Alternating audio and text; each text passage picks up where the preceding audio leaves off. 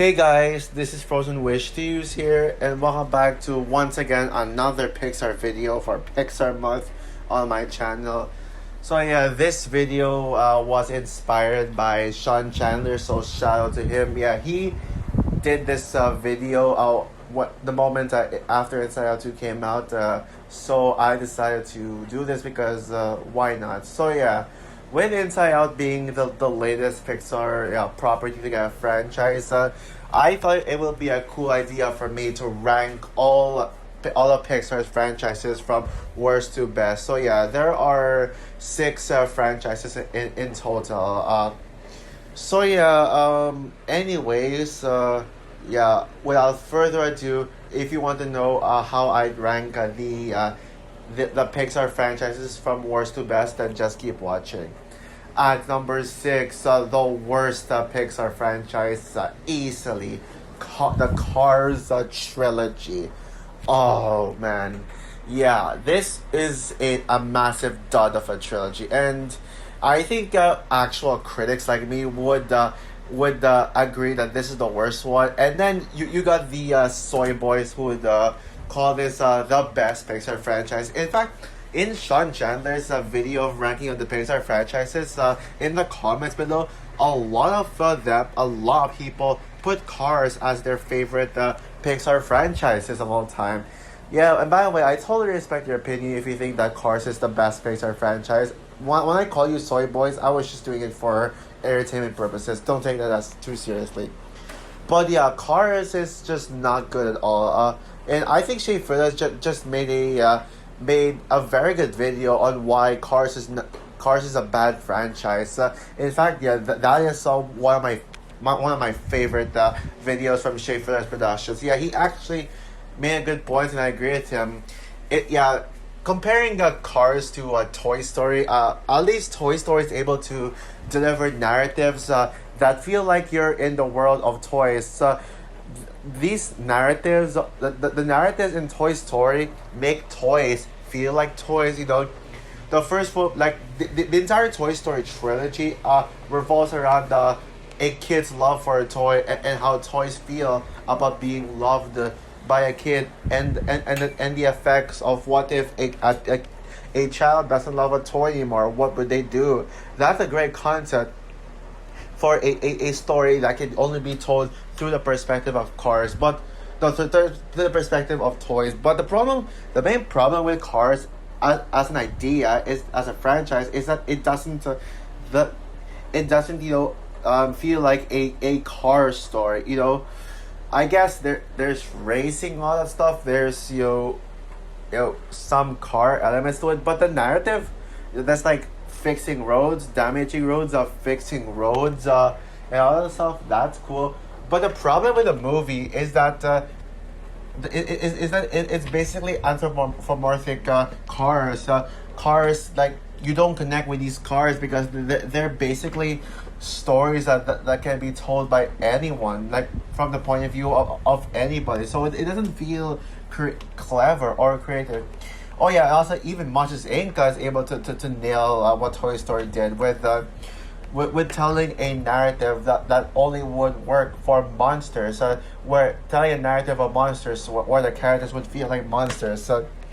And yeah, I know I used Monsters Inc. as an example because it shows that you actually don't need humans around. Well, there are minor humans. The movie is mostly told through monsters, and there are some human characters to support it. Toy Story has human characters Toy Story has human characters to support the story. I think how I would personally fix Cars, how I would personally fix this franchise, is simply just put humans in the film. It's not that hard. I think there should have been humans, because when you don't have humans, it's harder to connect with these characters. Yeah, I mean the narrative could have been about how humans drive cars daily, and how cars support humans by transporting them and all that stuff. That would have been a good idea, but nope. Yeah, it had to be this generic, boring sports movie. At least Cars 2 tried to have a narrative of the cars. That's one reason why Cars 2 is like my favorite of the trilogy, and the only one I like. Besides the fact that it's fun and has enjoyable moments and does something different, it actually has a narrative fueled, no pun intended, by Cars. It's basically, it talks about how the secret society of Cars wants to blow up the gasoline of the cars. It talks about pretty much Cars gasoline, and that's something you don't see in humans. A human, so that's good. But yeah, Cars 1 and 3 are duds. It's like, even though I like Cars 2, all three Cars movies were in my top 6 weakest Pixar films. If you remember in that video, yeah, that just goes to show that Cars is obviously the worst Pixar franchises. Thankfully, the only bad Pixar franchise, because the rest of the Pixar franchises are actually good. At number 5, Finding Nemo and Dory. Yeah, yeah, I know it sucks to be this low, but I'm just not really passionate about Finding Nemo and Dory. Now, don't get me wrong. Finding Nemo's it is a masterpiece. I absolutely love Finding Nemo. I think it's amazing, but it's just not really a Pixar film I'd rewatch and remember it to death. Even though it's a 5 out of 5 film, it's not really a movie I would call myself passionate about. In comparison to something like Incredibles or Monsters Inc. or Wall-E. Yeah, Finding Nemo is just not one of my favorites. It's still a masterpiece. It's flawless, but it's just not really a Pixar movie I want to go back to and rewatch. But I still love Finding Nemo because I still love it. I like its message about parenting, about like a parent and son and all that stuff, and also not to lose your parents, not to stay away from your not to go away from your parents and put yourself in mortal danger. I like that. I like the characters, with the Dory being my personal favorite character in the film. She's just very charming and all that stuff. And maybe I will admit, though, the seagulls can be kind of, no, wait, not the seagulls. Darla maybe is not very good. Maybe if I were to nitpick Finding Nemo, yeah, Darla is like the movie tried to depict her as the villain of the film, but all she did is just shake the fish inside a plastic, and she's like, fishy, fishy, fishy. Yeah, she's kind of annoying, but it's still, I would still give it a 5 out of 5. Finding Dory is pretty good, but honestly, I think it's one of the weaker Pixar films, one of the weaker Pixar franchises. In my honest opinion, I do think Finding Dory is way too similar to the first film. Yeah, Finding Dory is far too similar to the first film, except just change roles with Dory. And yeah, Marlin and Nemo are apparently sidelined throughout the film. I didn't really like their side mission that much. It just felt kind of useless, and yeah. But Finding Dory is still a really good film. It's kind of enjoyable and very charming, and the scene where Dory found her parents, her long lost parents, is actually very bittersweet and emotional. But Finding Dory is also another scene. It's also another film that I wouldn't really go back to and rewatch. Yeah, so that, yeah, I would be down for I wouldn't mind a third film in the franchise, but I wouldn't necessarily put it as one of my most anticipated movies of its respective year, like, as well. So yeah, that's actually what puts Finding Nemo and Finding Dory like near the bottom. Well, Finding Nemo is a masterpiece, and Finding Dory is a great sequel. It is a really good sequel. It's just not really a franchise that I would personally revisit over and over again. So yeah. As number 4, oh boy, hot take. I know you guys are not gonna like me putting this one so low, but the Toy Story franchise. Yeah, Pixar's biggest franchise yet. Yeah, I know Toy Story is often regarded to be the best Pixar franchises. the best Pixar franchises. And trust me when I say that if Toy Story was just a trilogy, as a trilogy, it would be so much higher up on the list. Maybe like two or three. No, it wouldn't be number one because like number one is yeah, locked in, like clear. But yeah, Toy Story is the Toy Story trilogy is such a perfect trilogy. It's tied with the How to Train Dragon trilogy as the best animated trilogy. That's gonna change when Frozen 3 comes out, I guarantee you. But also considering that Frozen won't be a trilogy, because since there are going to be four Frozen movies in total, yeah, I'd say that both Toy Story and How to Train Dragon are tied as my favorite animated trilogy ever. What makes the Toy Story trilogy work so well is just how I already explained it. Each one is able to dive into a different narrative about toys. It's able to delve into new concept and expand upon just the idea of what it means to be a toy in general. The first film is what if a child's favorite toy gets replaced by a child's new favorite toy? Jealousy arises. In Toy Story 2, what if a child Toy Story 2, what if a child doesn't like the toy anymore and gives it away? Even though the child disliking a toy, it's just told through a it's told on the perspective of Woody just being traumatized by it, like thinking his paranoia over it. I actually think I forgot to mention this in my Toy Story 2 review, but the idea of like having Woody be paranoid over Andy abandoning him instead of Woody just how do I say this? Instead of Andy just straight up abandoning Woody is a great idea. And also we get to see like what the toys life in a Toy Story would look like in a penthouse, so that's great. And Toy Story 3, which is still the best Toy Story movie, delves into the idea of what if the toy set child grew up. What would the adult do to his or her childhood toys? And yeah, so each film in the Toy Story trilogy brilliantly challenges a child's love for toys, but told through the toys' perspective. But what put Toy Story very low on the list is, unfortunately though, this franchise has become the Pixar version of Ice Age, where Pixar just started to milk the cow with this franchise with Toy Story 4, because Toy Story 3 was a perfect conclusion to the Toy Story franchise, but unfortunately, Toy Story 4 just had to fuck up this franchise. Y'all know how much I dislike Toy Story 4.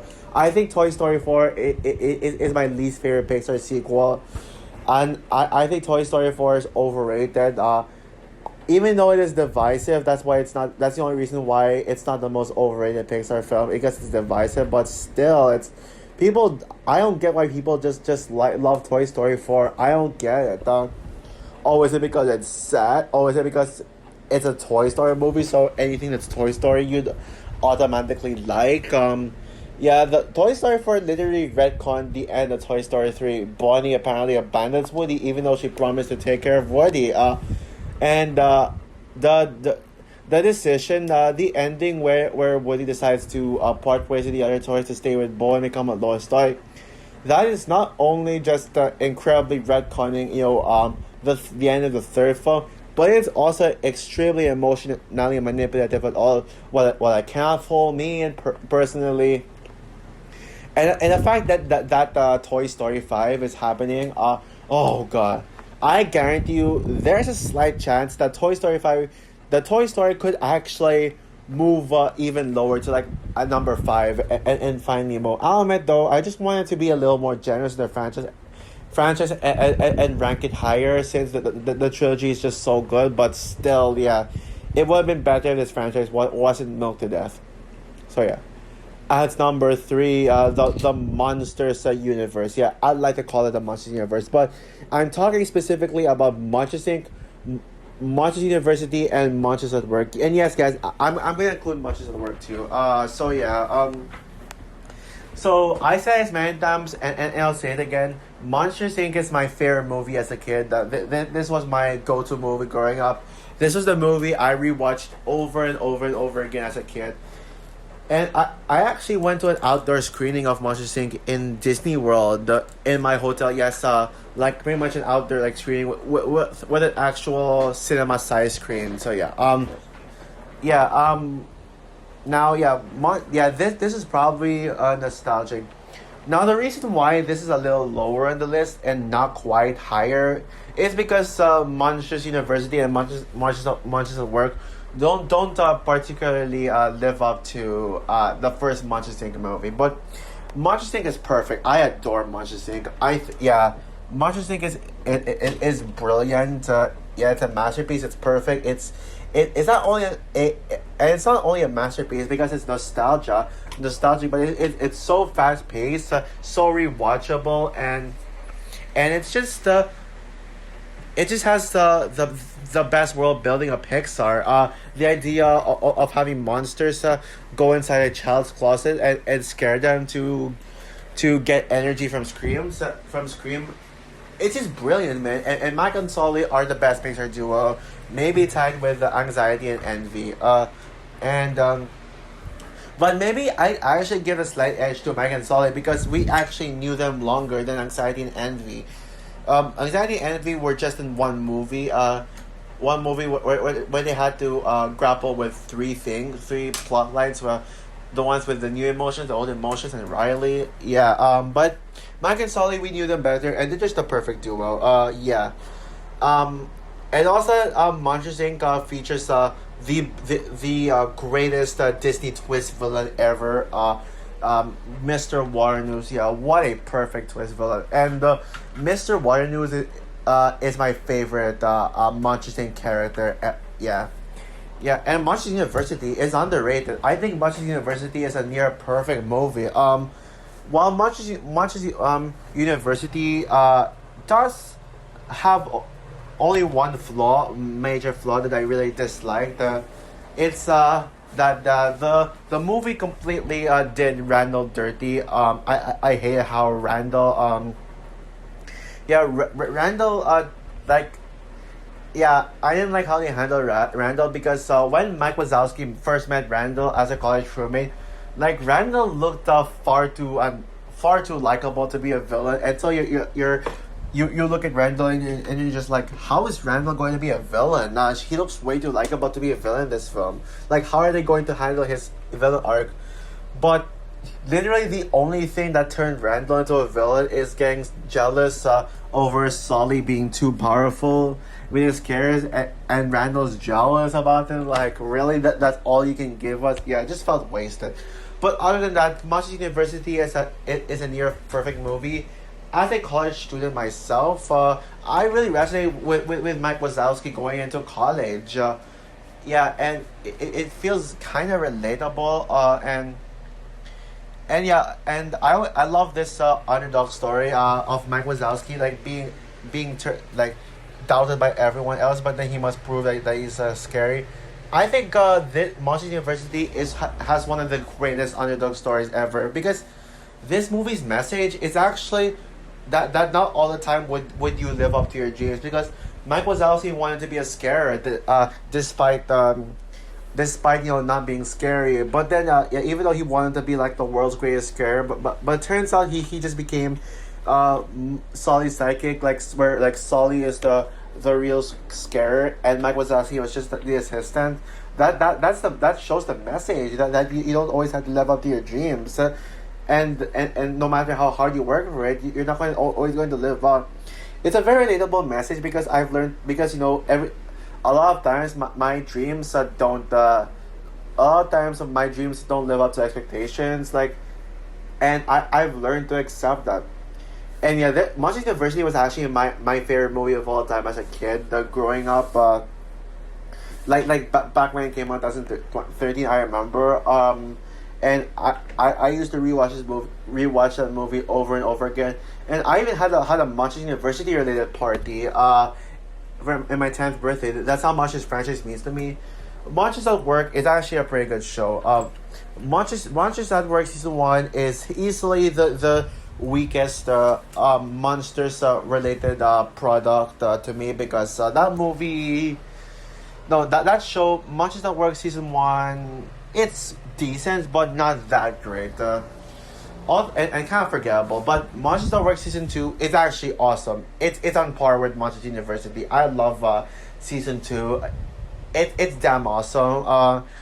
Yeah, especially with all the fan service stuff in the second half, the return of Randall Boggs and Johnny Worthington getting his time to shine as as like a legit villain instead of just a bully in Monsters University. But even though I like Johnny Worthington, yeah, so what a great like that is, and also I love how they raised the stakes even higher. So yeah, anyways, yeah, not a perfect franchise, but it would have been higher if Monsters University was better than it ended up being. But otherwise, yeah, I'm actually glad to put Monsters Inc. and University in my top 3 higher than Toy Story. Yeah. At number 2, the Pixar's latest franchise, the Inside Out duology. Yeah, the Inside Out duology. Yeah, but yeah, Inside Out has one of the greatest concepts of Pixar. It's one of Pixar's most best concepts, because it explores the minds of of a person, and it shows what happens if a person, how the mind works. And I think it's a brilliant step for Pixar. It's a brilliant concept, seeing that one of Pixar's one of the best elements of Pixar is the emotion and how it captures our emotions, whether it's happy, sad, all that stuff. But this movie explores different kinds of emotions, different ranges, and so the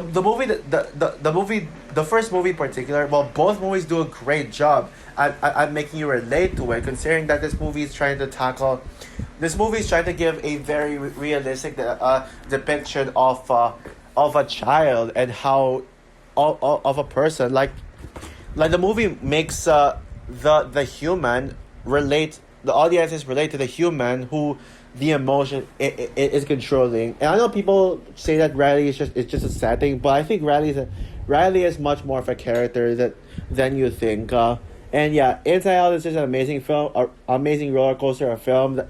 Inside Out, sorry for my Inside Out is a brilliant and tear-jerking film. It's very emotional and very creative, one of Pixar's most creative films ever. But what really made Inside Out so high up on the list is Inside Out 2. Yeah, I love Inside Out 2 so much. Inside Out 2 is the Frozen 2 of Pixar. It is an absolute masterpiece. I can go on and on about how good Inside Out 2 is. Yeah, Inside Out, because of Inside Out 2 in particular, I am a massive Inside Out fanboy now. And I'd say we need an Inside Out 3 to make this a perfect Pixar trilogy. It could be like the perfect Pixar trilogy since Toy Story, and also the other Pixar franchise that I'm going to be talking about later. But I think I've said enough about Inside Out 2, so I won't say much here. And yeah. And also I'm running out of time because I gotta do something after. So after recording, I will actually, as I'm recording this, I'm actually about to go somewhere, and I will, by the time I upload it, it'll probably be like tonight or something. So yeah, it came close to being my favorite Pixar franchises. I think both Inside Out films are masterpieces, but it's just Inside Out 2 in particular that made this like one super high.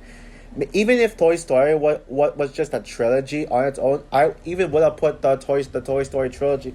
I even would have put this above the Toy Story trilogy. But yeah. So anyways, yeah. And my number one favorite Pixar franchise is The Incredibles duology.